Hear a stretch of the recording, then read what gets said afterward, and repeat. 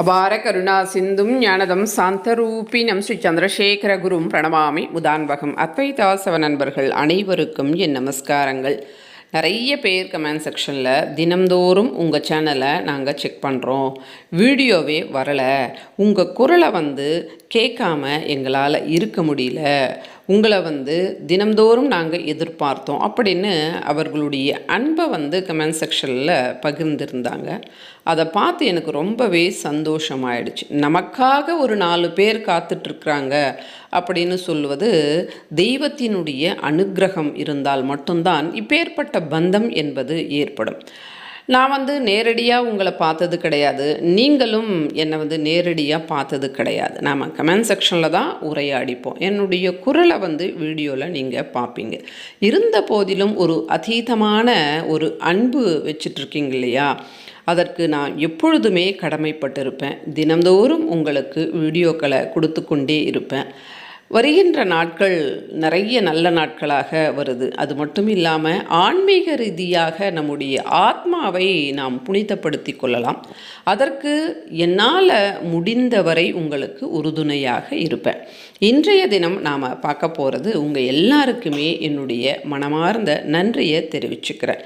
ஏன்னா என் மேலே இவ்வளவு அன்பு வச்சுருக்கிறீங்க, அதற்கு மிக மிக நன்றி. நன்றி என்ற வார்த்தை பத்தாது, இருந்த போதிலும் நன்றி அப்படின்னு சொல்கிறேன். இப்போ நாம் பார்க்க போகிறது மைத்ரேய முகூர்த்தம். இந்த மைத்ரேய முகூர்த்தத்தை பல பேர் நம்முடைய சேனலில் பல வருடங்களாக கடைபிடித்து அவர்களுடைய கடன்களை அடைச்சிட்டு வராங்க. ரொம்ப சந்தோஷம்.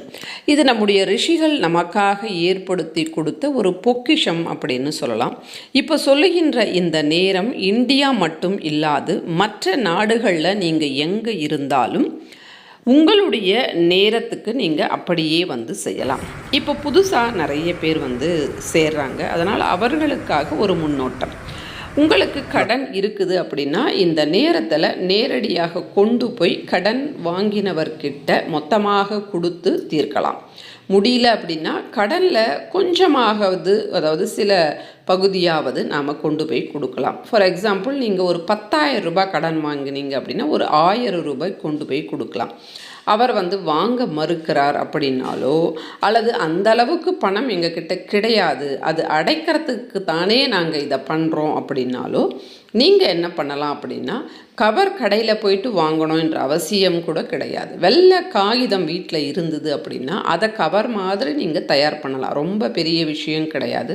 நல்லா மடிச்சுட்டு கம் போட்டு ஓட்டிட்டு கூட கீழே ஓட்டிட்டு நாம் அவ்வளோதான், ஒரு கவர் ரெடி ஆயிடுச்சு. அதற்கு மேலே அழகாக நீங்கள் யார்கிட்ட வாங்கினீங்க, அந்த நபரினுடைய பெயர், இதெல்லாம் இந்த டீட்டெயில்ஸ் எல்லாம் எழுதுனா கடன் அடையுமா அப்படின்னு கேட்டால், இந்த டீட்டெயில்ஸ் எழுதுவதற்கு என்ன காரணம் அப்படின்னா, நமக்கு அதாவது விஷயங்கள் மனசில் போயிட்டு பதியும். இந்த டேட்டில் வாங்கினோம், நாம் கடனை கொடுக்கணும் அப்படின்னு நினச்சோம், கொடுக்க முடியல, இப்படி சில விஷயங்கள் நமக்கு பதியும் நம்முடைய மனசில், இந்த ஆழ் மனதில்.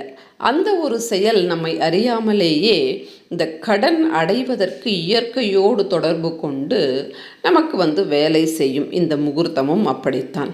அதனால் அந்த பெயர், எவ்வளவு வாங்கினீங்க, எந்த டேட்டில் வாங்கினீங்க, இப்படி எல்லா விதமான விஷயங்களையும் நீங்கள் இந்த கவருக்கு மேலே எழுதுங்க. கவருக்குள்ளே ஒரு 50 ரூபாயோ 101 ரூபாயோ அல்லது 51 வச்சுட்டு பச்சை கற்பூரத்தை வச்சுட்டு சுவாமிக்கிட்ட பிரார்த்தனை பண்ணிக்கோங்க, சீக்கிரமாக கடன் அடையணும் அப்படின்னு சொல்லிட்டு. இப்போ நேரம் பார்க்கலாம். ஜூன் மாதம் 9ஆம் தேதி திங்கட்கிழமை மாலையில் நமக்கு வருது. 5:18 இருந்து 7:37 வரை இருக்குது. இந்த நேரத்தில் நீங்கள் செய்யலாம்.